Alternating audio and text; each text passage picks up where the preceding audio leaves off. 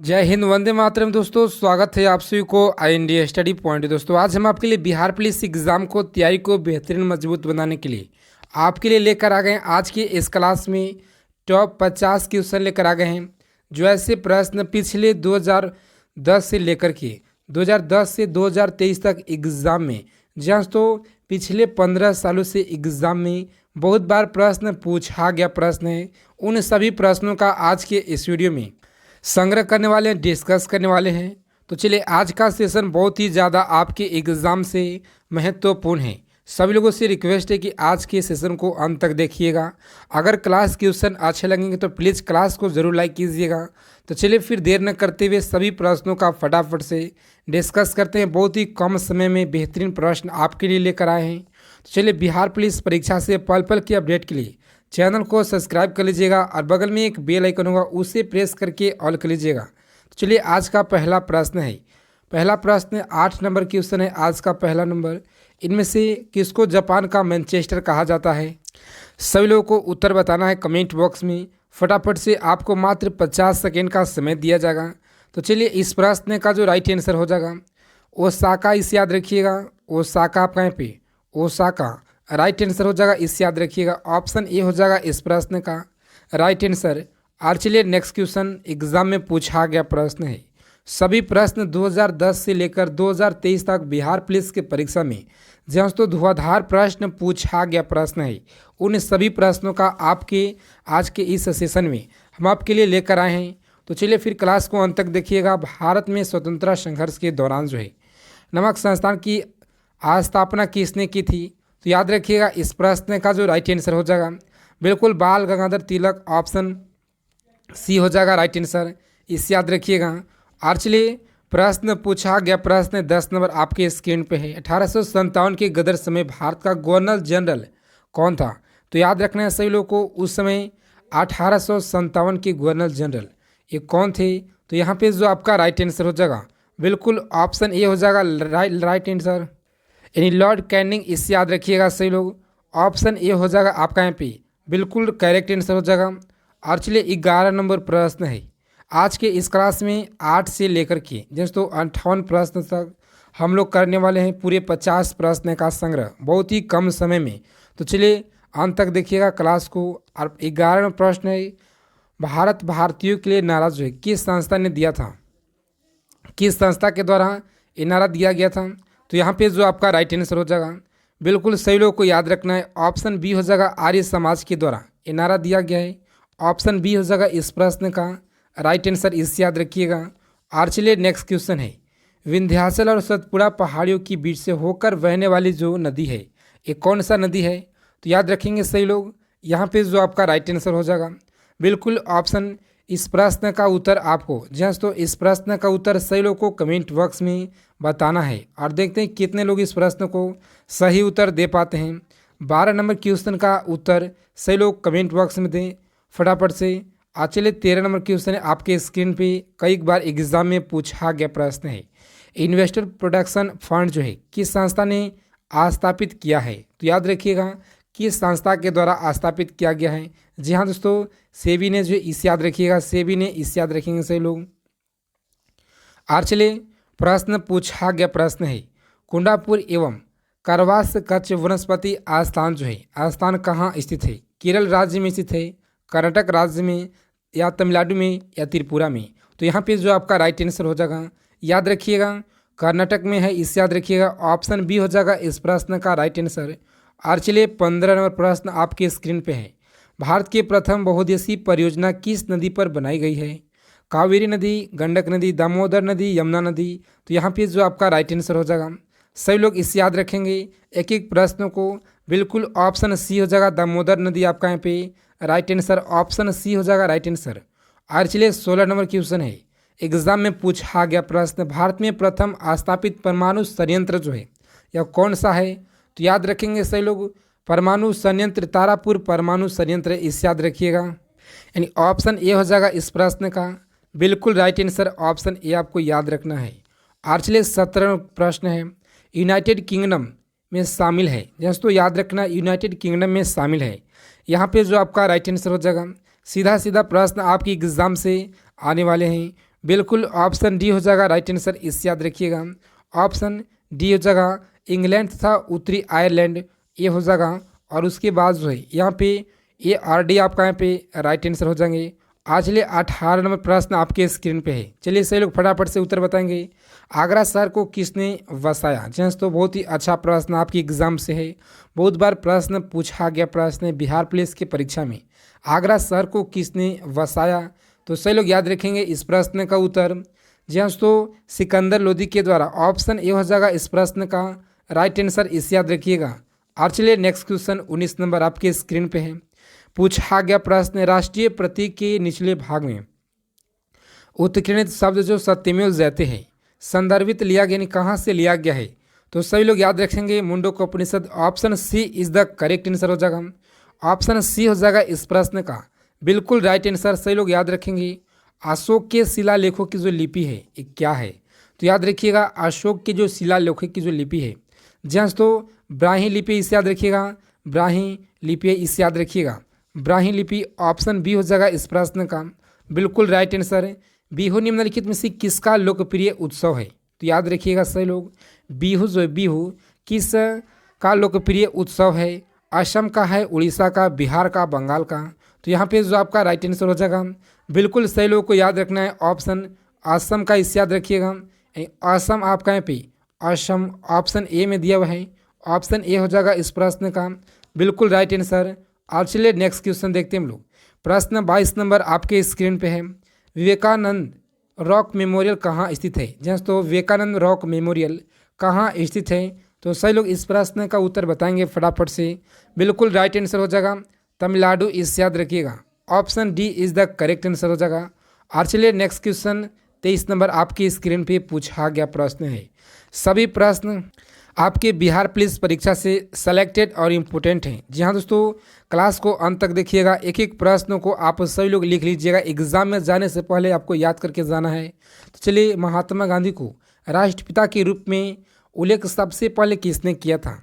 इस प्रश्न का उत्तर आपको पता होगा। बिल्कुल बिल्कुल दोस्तों, ऑप्शन आप लोगों ने जो ए बता रहे हैं आपका यहाँ पे 100% राइट आंसर हो जाएगा।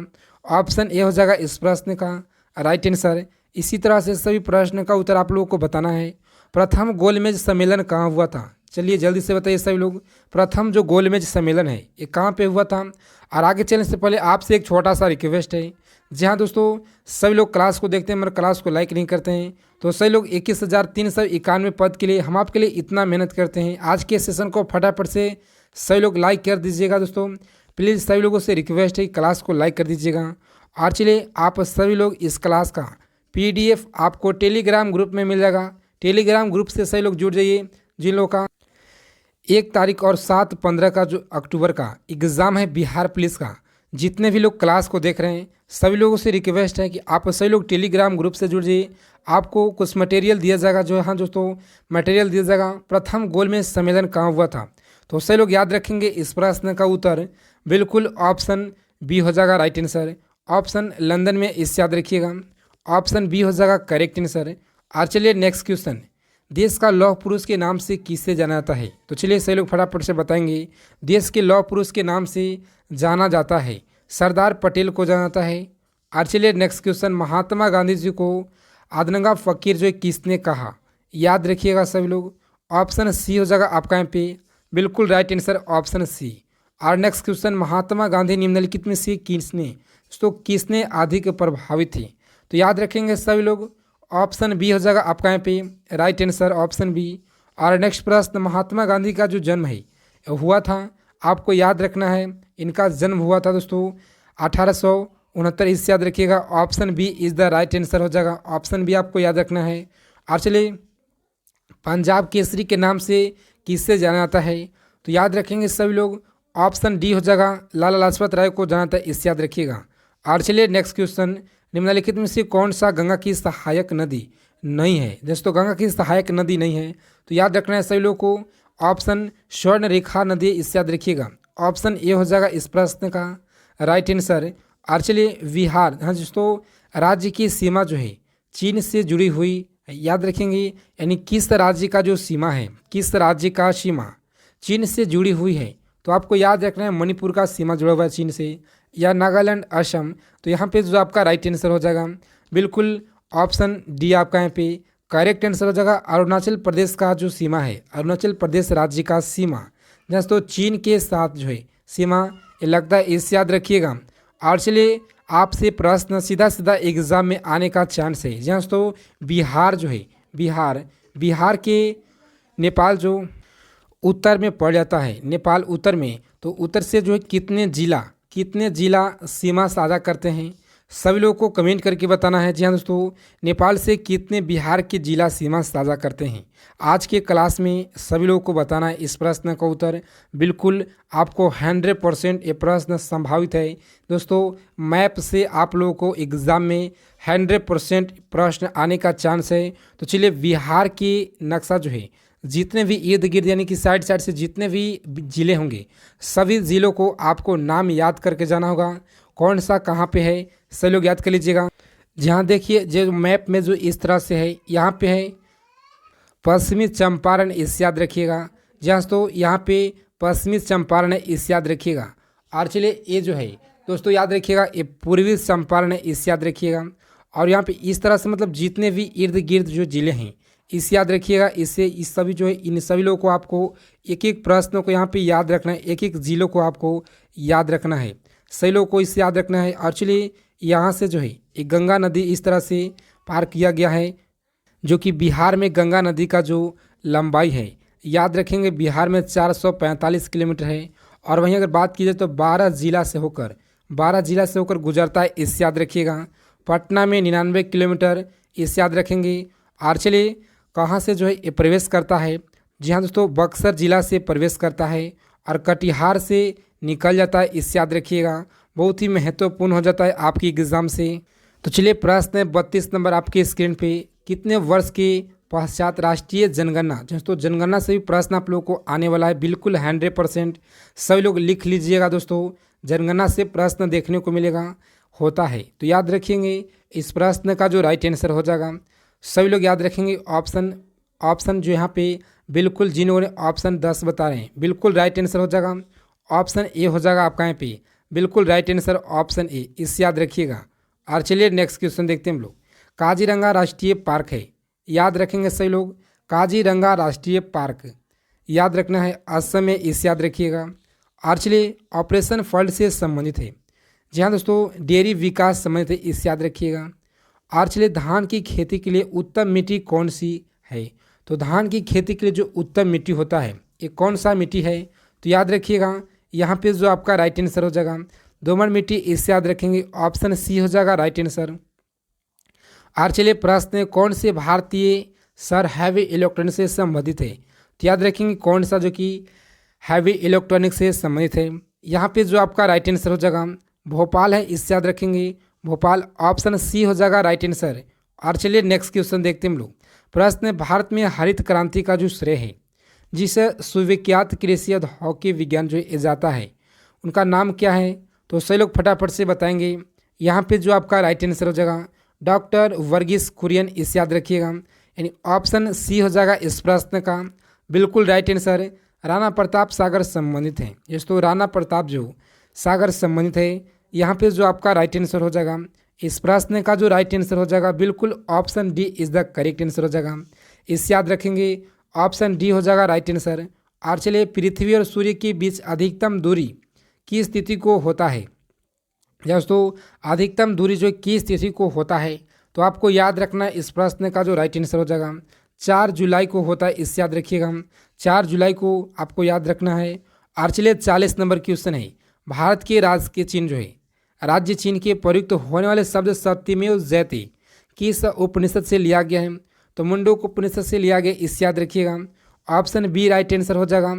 और चलिए गायत्री मंत्र जो किस पुस्तक से लिया गया है, तो याद रखेंगे गायत्री मंत्र किस पुस्तक से लिया गया है, तो यहाँ पे जो आपका राइट आंसर हो जाएगा बिल्कुल सही लोग याद रखेंगे, ऑप्शन ए राइट आंसर हो जाएगा। और चलिए हिंदी की जो किस लिपि में लिखी जाती है, दोस्तों हिंदी किस लिपि में लिखी जाती है, तो यहाँ पे जो आपका राइट आंसर हो जाएगा सही लोग याद रखेंगे इस प्रश्न का जो राइट आंसर हो जाएगा बिल्कुल देवनागरी में, इसे याद रखेंगे, ऑप्शन सी हो जाएगा राइट आंसर। बहुत बार परीक्षा में प्रश्न पूछा गया प्रश्न है। और चलिए प्रश्न 43 नंबर आपके स्क्रीन पे, बाह्य लिपि को जो कितने अस्पष्ट किया, याद रखेंगे बाह्य लिपि को किसने अस्पष्ट किया। तो यहाँ पे जो आपका राइट आंसर हो जाएगा जेम्स प्रिसेप, इस याद रखिएगा। ऑप्शन ए हो जाएगा आपका यहाँ पे बिल्कुल राइट आंसर, सही लोग याद रखेंगे। राष्ट्रीय विज्ञान दिवस किस तिथि को मनाया जाता है, राष्ट्रीय विज्ञान दिवस जो है किस तिथि को मनाया जाता है। तो यहाँ पे जो आपका राइट आंसर हो जाएगा बिल्कुल 28 फरवरी को, जैसे तो 28 फरवरी को मनाते हैं, इस याद रखेंगे। Option C is the correct answer हो जाएगा। राष्ट्रीय खेल, जैसे तो राष्ट्रीय खेल दिवस किस तिथि को मनाया जाता है, तो याद रखेंगे सभी लोग राष्ट्रीय खेल दिवस किस तिथि को मनाया जाता है। तो ऑप्शन यहाँ पे जो 20 दिसंबर है राइट आंसर हो जाएगा। आपके एग्ज़ाम से बहुत ही ज़्यादा महत्वपूर्ण हो जाता है दोस्तों। और वहीं आपको बता दें कि दिवस जो है, दिवस आप लोगों को सितंबर का और अक्टूबर का 2 मंथ का जरूर याद रखना है आप सभी लोगों को। चलिए प्रश्न है, कंप्यूटर साक्षरता दिवस किस तिथि को मनाया जाता है। तो यहाँ पे जो आपका राइट आंसर हो जाएगा 2 दिसंबर, इसे याद रखेंगे। Option C is the right answer हो जाएगा।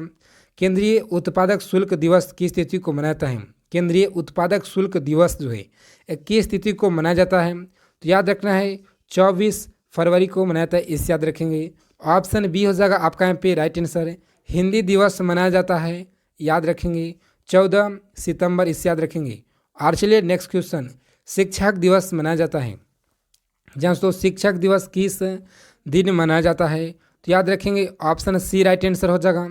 किसान दिवस किस तिथि को मनाता है, किसान दिवस, आप लोगों को दिवस से प्रश्न 100% एग्जाम में प्रश्न आने वाला है दोस्तों।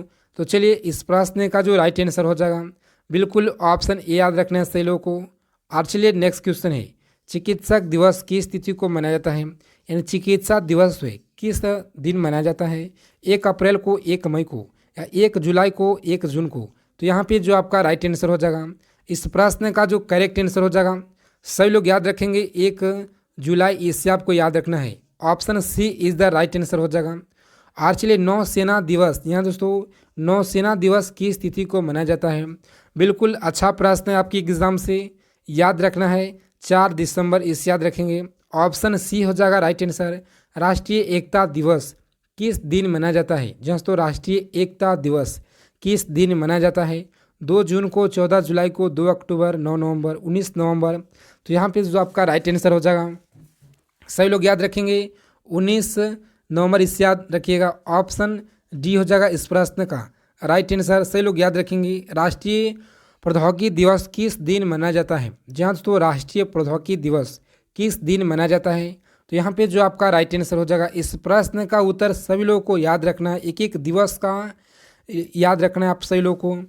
बिल्कुल ऑप्शन 11 मई जिन लोगों ने बता रहे हैं आपका तैयारी बेहतरीन मजबूत है, ऑप्शन ए राइट आंसर हो जाएगा। आज चलिए सेना दिवस किस दिन मनाया जाता है, जैसे तो सेना दिवस जो है किस दिन मनाया जाता है, 15 जनवरी, इससे आप याद रखिएगा।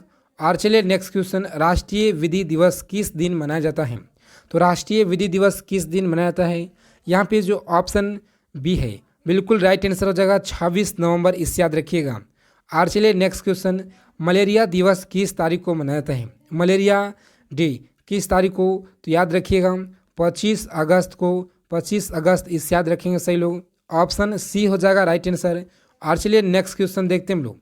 प्रश्न पूछा गया जहाँ तो बिहार में आप सही लोग को बताना है, बिहार में सिल्क सिटी से किससे जानता है, बिहार में सिल्क सिटी से किससे जानता है, सही लोगों को कमेंट करके बताना है। तो जय हिंद, वंदे मातरम दोस्तों। मिलते हैं नेक्स्ट वीडियो में अच्छे टॉपिक के साथ। क्लास क्वेश्चन अच्छा लगे तो क्लास को ज़रूर लाइक कीजिएगा।